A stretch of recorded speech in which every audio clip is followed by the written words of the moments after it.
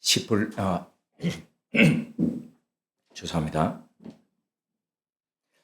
19세기 말 영국 케임브리지 대학에 프레드릭 마이어스라는 학자가 있었습니다. 그는 시인이자 철학자였고 고전 문학을 연구하고 가르치는 사람이었습니다. 그가 평생에 하나의 질문에 사로잡혀 있었습니다. 죽음 이후에도 삶이 존재하는가? 인간의 영혼은 사라지는가 아니면 지속되는가? 그는 이것을 위해 동양 철학을 연구했고 플라톤의 대화편을 탐독했고 신비주의 문헌들을 추적해 갔습니다. 그러던 그가 죽기 전에 이런 말을 남겼습니다. 나는 평생 진리를 찾아다녔지만 그것이 항상 손끝에서 빠져나가는 것을 느꼈다. 내가 찾던 것이 이미 이 세상에 와 있었다는 것을 나는 너무 늦게 깨달았다. 참 슬픈 고백입니다. 평생 찾았던 것, 구원, 영원함, 죄에서의 해방, 그리고 창조주와의 화해. 그 모든 것이 이미 복음 안에 담겨 있는데 그는 평생 철학과 신비주의를 탐색하고 그러다가 생애 끝에 가서야 그 근처를 맴돌았다라고 고백하는 겁니다. 근데 놀랍게도 성경은 이렇게 말합니다. 이처럼 생애의 의미를 찾던 사람이 그뿐만이 아니고 성경 안에도 이미 여러 존재했었다라고 이야기합니다. 구약 시대에 우리가 알고 있던 위대한 선지자들, 이사야, 예레미야, 다니엘, 이 모든 사람들이 바로 이 구원을 찾아서 평생 연구하고 살펴보았다라고, 그리고 그 선지자들이 찾던 것을 지금 이 자리에 있는 우리가 이미 받았다라고 오늘 베드로 전서는 이야기하고 있습니다. 베드로 전서 1장 10절에서부터 12절은 이 놀라운 사실을 선포합니다. 우리가 받은 구원이 무엇인지 그 깊이와 넓이와 높이를 다시 한 번 더 보게 합니다. 이 본문을 이해하려면 지난주에도 짧게 말씀드렸지만은 베드로 전서가 쓰여지게 되었던 당시의 상황을 좀 살펴볼 필요가 있습니다. AD 62년에서 64년 사이에 이 베드로 전서는 바벨론에서 기록되었다고 합니다. 그 당시에 바벨론은 존재하지 않았습니다. 오늘날 지금 한창 전쟁 중인 이란 지역이죠. 페르시아입니다. 베드로전서 5장 13절에 바벨론에서라고 하는 것은 당시 AD 64년에 로마의 대화재를 일으켰던 네로가 집권하던 로마를 은유적으로 표시한 겁니다. 네로는 자신이 로마에 불을 질러넣고 그 대화재의 책임을 그리스도인에게 돌리면서 극심한 박해를 시작했습니다. 고대 로마의 집정관 출신이었고 그리고 역사가였던 타키투스는 그의 저서에서 그 당시의 상황을 이렇게 말하고 있습니다. 그리스도인들은 맹수의 가죽으로 뒤덮여 개들에게 물려 죽임을 당했고 십자가에 못 박혔으며 날이 저물면 밤을 밝히는 횃불로 불태워졌다. 이러한 때에 베드로전서의 수신자들은 본도 갈라디아, 갑바도기아, 아시아, 비두니아에 흩어져 있는 나그네들이라고 했습니다. 그러니까 오늘날의 튀르키예 지역에 있던 흩어져 있는 교우들에게 보낸 편지죠. 그들은 믿음 때문에 자신의 전 재산은 잃어버렸고 이웃들로부터 따돌림 받았으며 어떤 이들은 생명의 위협 속에 살았습니다. 그들의 마음속에는 그때 이런 질문들이 맴돌았을 겁니다. 이 고난이 도대체 무슨 의미가 있는가? 하나님은 어디 계신가? 우리의 믿음은 헛된 것인가? 바로 이 절망적 상황 속에서 베드로는 편지를 썼습니다. 그리고 편지의 첫 장에서 성도들이 받는 고난이, 그것을 넘어선 구원이 얼마나 위대한 것인지를 상기시켜 줍니다. 고난의 현실 속에서 구원의 크기를 바라보게 하는 것, 이것이 바로 베드로 전서가 지향하는 목회적인 전략입니다. 베드로는 이렇게 말합니다. 이 구원에 대해서는 너희에게 임할 은혜를 예언하던 선지자들이 연구하고 부지런히 살폈어. 여기서 연구하다라는 이 헬라어의 단어는 마치 광부가 금을 캐기 위해서 집요하게 파고들어가고 또 파고들어가는 것, 그것처럼. 그리고 물이 흘러가는 곳 속에서 사금을 채취하는 사람이 채를 가지고 그 속에서 흔들면서 하나하나 그것을 집요하게 집어내듯이 그렇게 구원의 신비를 붙잡고 끝없이 파고 들어가는 모습을 이야기합니다. 그 옆에 살펴서라는 이 말은 정밀하게 탐색하고 조사하는 것을 의미합니다.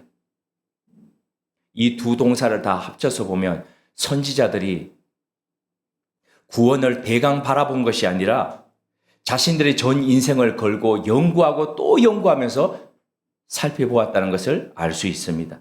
그렇다면 선지자들이 찾던 구원의 신비는 구체적으로 어떤 것이었을까요? 베드로는 그 받으실 고난과 후에 얻으실 영광이라고 설명합니다. 고난과 구원의 이 연결된 것, 이것이 바로 기독교 복음의 핵심입니다. 그 선지자들이 이것을 미리 보았다라고 이야기합니다. 그런데 그 완성은 보지 못했습니다. 이사야를 한번 생각해 보십시오. 기원전 8세기에 그 당시에 인류 최초의 제국이 일어났습니다. 아시리아였습니다. 그들이 이스라엘을 극심하게 위협했습니다. 그때의 이사야는 이사야 52장과 53장에서 놀라운 환상을 이렇게 기록합니다. 그는 멸시를 받아 사람에게 버림받았으며 간고를 많이 겪었으며 질고를 아는 자라. 그가 찔림은 우리의 허물 때문이요 그가 상함은 우리의 죄악 때문이라. 그가 징계를 받음으로 우리가 평화를 누리고 그가 채찍에 맞음으로 우리가 나음을 받았도다. 이사야는 고난받는 이 종이 누구인지를 그의 시대에 완전히 이해하지 못했습니다. 그는 메시아를 향해 손을 뻗었지만 그 메시아의 얼굴을 분명히 보지 못했습니다. 그래서 유대 전통에서는 이사야 이 53장의 해석을 두고 고난받는 이 종이 이스라엘의 백성들이 고난받는 것을 의미한다라고 말하는 랍비들도 있습니다. 이사야 자신도 자신이 쓴 이 글의 의미를 완전하게 알지 못한 채에 이 글을 썼고 그리고 그의 시대를 마감했습니다. 다니엘을 한번 생각해 보십시오. 그는 계속적으로 지속될 것이라는 하나님의 약속 위에 서 있던 유대 나라가 멸망하고 그리고 그곳에서 붙잡혀서 오늘날의 이란 지역인 바벨로니아로 잡혀갔었습니다. 그런 그 포로 시대를 살아가면서 하나님 나라가 임할 것을 봤습니다. 그래서 다니엘서 7장에 보면은 인자 같은 이가라는 그가 봤던 환상, 인자 같은 이가 구름을 타고 와서 영원한 나라를 받는 환상을 그는 보았습니다. 그러나 그는 그 나라가 언제 어떻게 시작될지 자신은 이해하지 못했습니다. 그래서 그는 이렇게 고백합니다. 다니엘서 12장 8절에서 9절입니다. 내가 들었으나 깨닫지 못한지라. 이 말들은 마지막 때까지 간수하고 봉합할 것입니다. 예레미야도 새 언약을 받았습니다. 예레미야 31장에 보면 율법이 돌판에 기록된 것이 아니라 마음판에 기록될 것이라고 했습니다. 하나님이 친히 백성의 하나님이 되실 것이라는 거 했습니다. 그 새 언약. 그러나 예레미야는 새 언약의 실체가 예수 그리스도의 피로 세워질 것임을 알지 못했습니다. 이처럼 우리가 지금 알고 있는 성경의 위대한 선지자들은 진리의 그림자를 보았습니다. 희미하게 빛나는 무언가를 향해서 손을 뻗었던 사람들입니다. 그리고 기도하면서 그 신비를 붙들었습니다. 그렇지만은 그 신비의 본체이신 예수 그리스도를 그들은 끝내 보지 못하고 눈을 감았습니다. 그래서 구약학자 월트 브루그만이라는 이 사람은 이렇게 이야기했습니다. 선지자들은 하나님의 미래를 향해 열려있는 창문이었다. 그들은 그 미래를 보았지만 자신들이 선 자리에서는 그것을 만질 수 없었다. 오늘 우리가 읽었던 이 짧은 본문 속에서 가장 신학적으로 깊은 구절이 있습니다. 그것이 바로 11절입니다. 자기 속에 계신 그리스도의 영이 그 받으실 고난과 후에 얻으실 영광을 미리 증언하여. 여기서 그리스도의 영이라는 푸뉴마 크리스토라는 이 표현에 우리가 주목할 필요가 있습니다. 성령님은 오순절 사건을 통해서 강림하셨다라고 우리는 그렇게 알고 있지만 사실은 그때가 처음이 아닙니다. 그리스도의 영, 하나님의 영은 구약의 신학자들 속에 이미 임했습니다. 그리고 일하셨습니다. 하나님의 영이 이사야의 붓을 붙들었고 예레미야의 눈물 속에 함께 하셨고 그리고 다니엘의 기도 속에 응답하셨습니다. 성경 전체는 이렇게 하나님의 영이 흐르는 깊은 강물이었습니다. 그리스도를 향해서 끝없이 흘러가는 강물이었습니다. 이것이 바로 성경의 통일성이라는 신학적 원리입니다. 구약과 신학이 따로 구분된 것이 아니라 예수 그리스도라는 그 바다를 향해서 끝없이 흘러가는 강물요. 그래서 이것은 바로 하나님의 구원을 향한 하나님의 한 이야기로 결론 지어집니다. 제네바의 종교 개혁자였던 장 깔뱅은 기독교 강요에서 이렇게 기록했습니다. 성령은 모세와 선지자들에게 그리스도를 통해 이루실 구원을 알려주셨다. 비록 그들이 그 성취를 직접 보지 못했을지라도 그들은 동일한 믿음을 살았고 동일한 구원을 소망하였다. 예수 그리스도의 사건은 역사 속에서 갑자기 별똥별이 운성이 떨어지듯이 그렇게 떨어진 것이 아닙니다. 그것은 창세기부터 이어져 왔던 시작되었던 이야기의 절정이었습니다. 하나님은 아브라함을 통해서 이스라엘을 통해서 그리고 선지자를 통해서 줄곧 이 구원을 그렇게 준비하셨습니다. 그렇다면 우리는 무엇입니까? 우리는 그 거대한 구원의 강 끝에 그리고 그 바다에 이미 나온 사람들입니다. 수천 년의 준비 끝에서 그 약속의 성취에 나와 있는 사람들. 그래서 베드로는 이어서 12절에서 이렇게 말합니다. 이 섬긴 바가 자기를 위한 것이 아니요 너희를 위한 것임이 계시로 알게 되었으니. 이 구절은 그냥 읽으면 무덤덤하지만은 가만히 보면 가슴이 뭉클해집니다. 선지자들은 앞서 말씀드렸듯이 자신들이 전했던 이 메시지가 이루어지는 것을 보지 못했습니다. 자신들이 전했던 메시지의 완전한 열매를 그들의 손으로 따지 못했습니다. 그들이 평생 가꾼 씨앗이 꽃을 피운 것은 그로부터 수백 년이 지나서였습니다. 그렇지만 그들은 알았습니다. 자신들의 사역이 자신들을 위한 것이 아니라 뒷세대를 위한 것이라는 것을.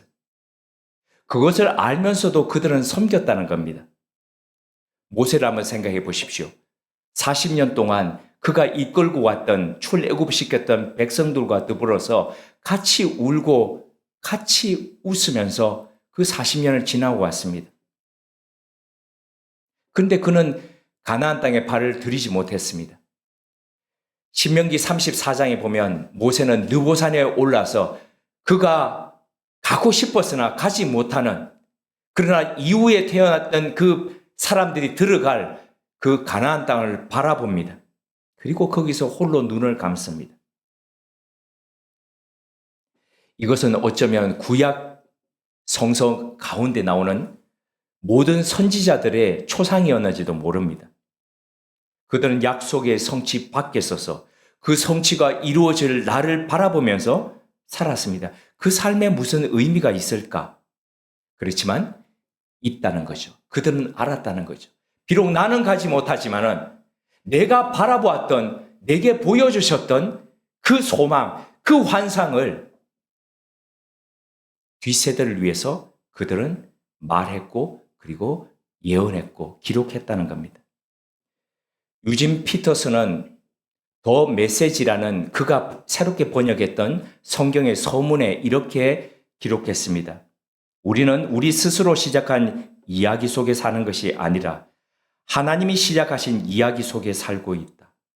이 이야기는 우리보다 훨씬 이전부터 시작되었고 우리보다 훨씬 이후에도 계속될 것이다. 그러니까 우리로 비유하자면 오늘 여기에 이렇게 모여있는 우리는 우리가 계획해가지고 우리가 만들어가지고 있는 것이 아니라는 거죠. 하나님이 수천 년 동안 준비하신 구원의 역사 속에서 그 한 부분 속에서 우리는 우리 존재의 페이지가 그 역사의 한 부분에서 살고 있다는 겁니다. 베드로는 이 단락을 놀라운 문장으로 마무리합니다. 12절의 뒷부분입니다. 천사들도 살펴보기를 원하는 것이니라. 여기서 살펴보다라는 이 단어가 직역하자면 이겁니다. 옆으로 돌아서 구부려서 살펴보다. 이 단어가 베드로전서 말고 어디에 나오냐면 요한복음 20장 5절과 11절에 나옵니다. 어떤 장면이냐면 베드로와 막달라 마리아가 예수님의 빈 무덤에 찾아가서 무덤이 비었던 것을 구부려서 살펴보는 것, 바로 그 단어입니다. 그러니까 지금 이 단어를 베드로전서에서는 누가 이 동사를 쓰고 있는 겁니까? 누구에게 해당되는 겁니까? 천사입니다. 천사들이 복음을 향해서 그 몸을 구부려서 지금 보고 있다는 겁니다. 이게 왜 놀라운 사실입니까? 천사들은 하나님의 영광 앞에 서 있는 존재입니다. 그들은 죄가 없고 타락하지 않았습니다. 하나님의 보좌를 직접 바라봅니다. 그러나 그들은 복음을 완전히 이해하지 못합니다. 왜 복음을 천사들이 이해하지 못할까요? 복음이 그들에게 해당되지 않는 거기 때문입니다. 복음이라는 게 죄인을 위해서 하나님이 자신의 아들을 내어주셨다는 이 사건은 천사들을 위한 사건이 아니라 죄인을 위한 사건이었기 때문입니다. 어떻게 하나님께서 죄인을 사랑하셔서 당신의 자신의 아들을 그렇게 죽이실 수 있는가? 이것은 천사들에게는 완벽한 충격이었습니다. 그들은 죄의 고통을 모릅니다. 용서의 감격도 모릅니다. 그래서 구원의 감격의 눈물을 흘려본 적이 없는 존재들입니다. 그래서 그들은 경이감에 너무 사로잡혀서 몸을 구부려서 눈을 동그랗게 뜨고 바라보는 겁니다. 어떻게 이런 일이 가능합니까? 어떻게 하나님이 인간을 위해서 죽으실 수 있습니까? 20세기에 가장 위대했던 신학자 중에 한 명이었던 스위스 출신의 한스 우르스 폰 발타사르라는 신학자가 있습니다. 가톨릭 신학자입니다. 스위스에 추기경을 했습니다. 그는 십자가를 이렇게 이야기했습니다. 신적 드라마의 절정이다. 우주 역사를 가장 통틀어서 살펴보아도 가장 놀라운 사건, 무한하신 하나님이 유한한 인간을 위해서 어떻게 죽으실 수 있는가? 이것은 천사로서는 도저히 이해할 수 없는 신비였기 때문입니다. 그런데 이 신비를 우리가 받았습니다. 이 구원이 우리 안에 들어왔습니다. 천사들이 몸을 구부려서 바라보던 그 복음의 경이로움이 우리 안에 들어왔다는 겁니다. 그런데 여기에 우리의 심각한 문제가 있습니다. 그것은 우리가 너무 이 구원을 너무 당연하고 너무 익숙하게 여긴다는 겁니다. 처음 복음을 들었을 때를 기억하십니까? 하나님이 어떻게 나 같은 사람을 사랑하실 수 있나? 그 마음이 닿았을 때에 충격이지 않았습니까?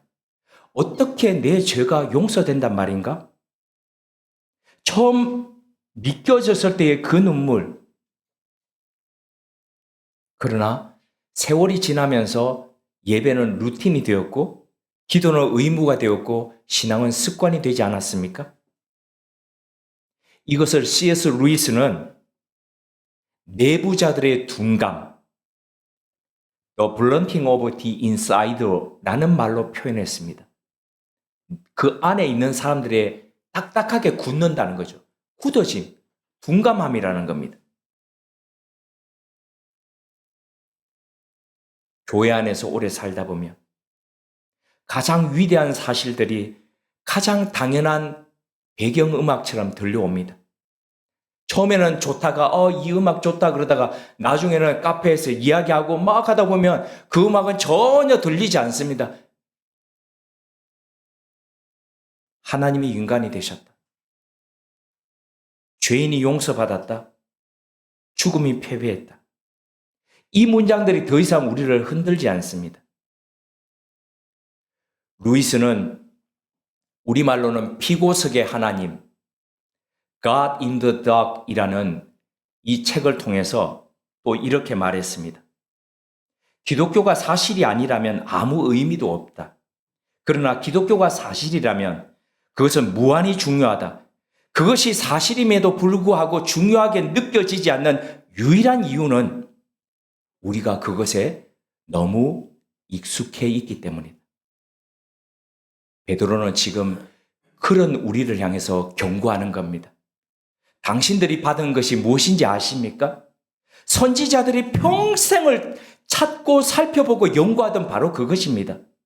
천사들이 이해가 안 되어서 이해하려고 몸을 구부려서 보던 바로 그것입니다.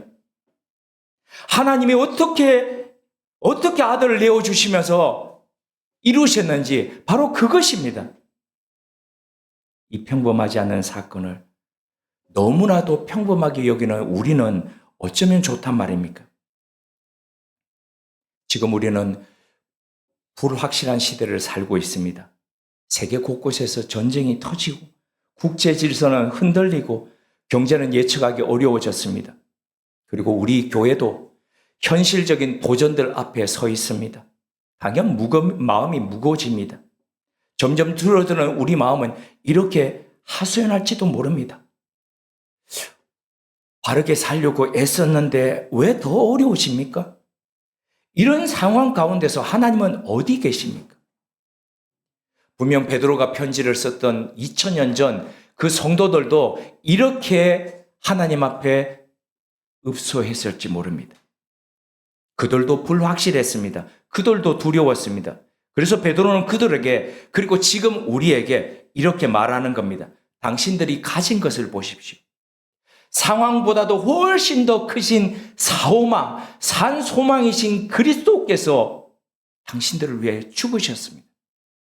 그 그리스도의 구원이 당신들 안에 있습니다. 우리는 공간 안에 있는 공동체이기 이전에 구원 안에 있는 공동체입니다.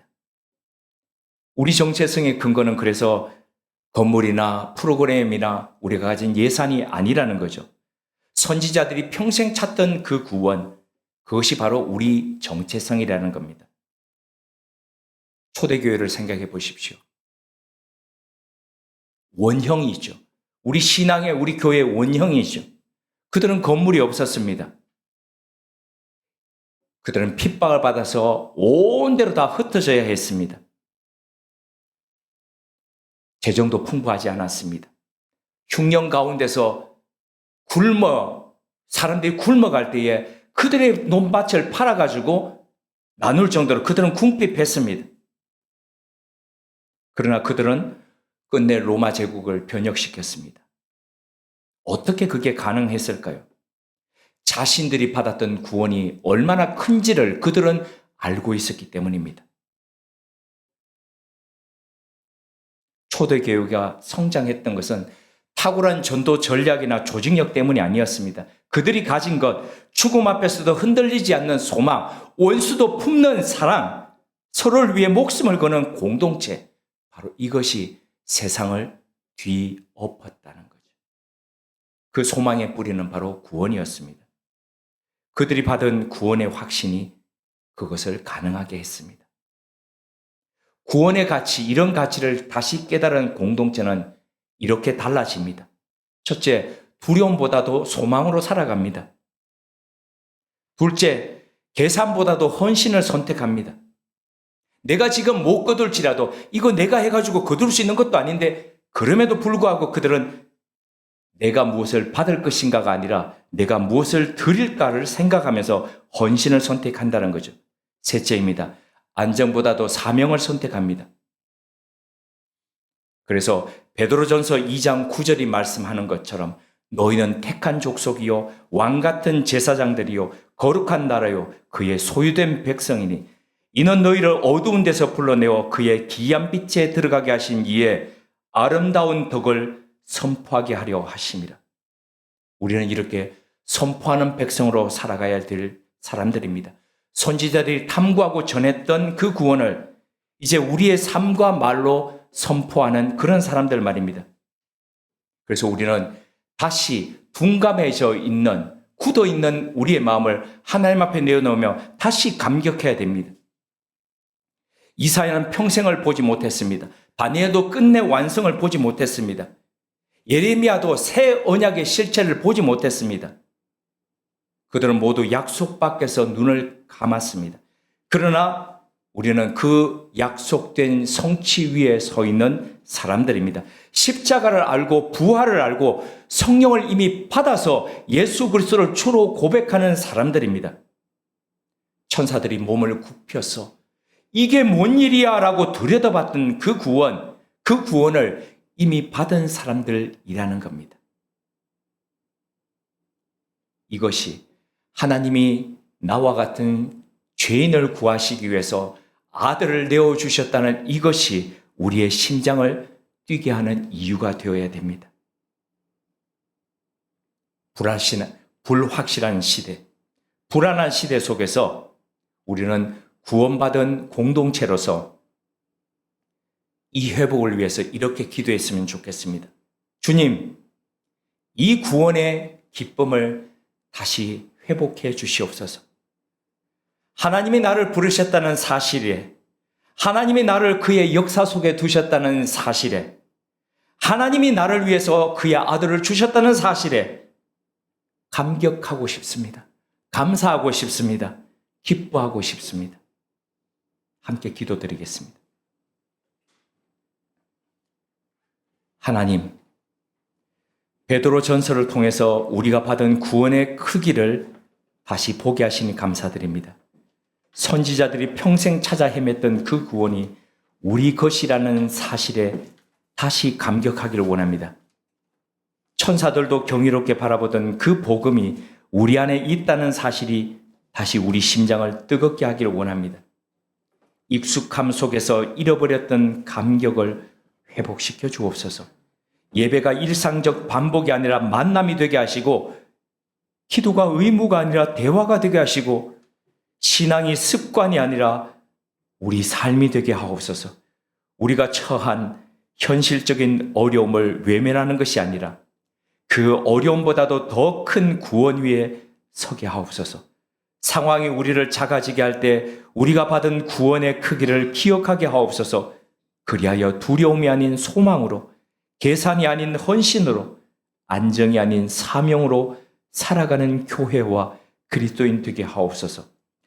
선지자들이 우리를 위해 살았듯이 우리도 다음 세대를 위해 믿음을 살게 하옵소서. 우리가 받은 구원을 다음 세대에게 전하는 사명을 기억하게 하옵소서. 예수님의 이름으로 기도드립니다. 아멘.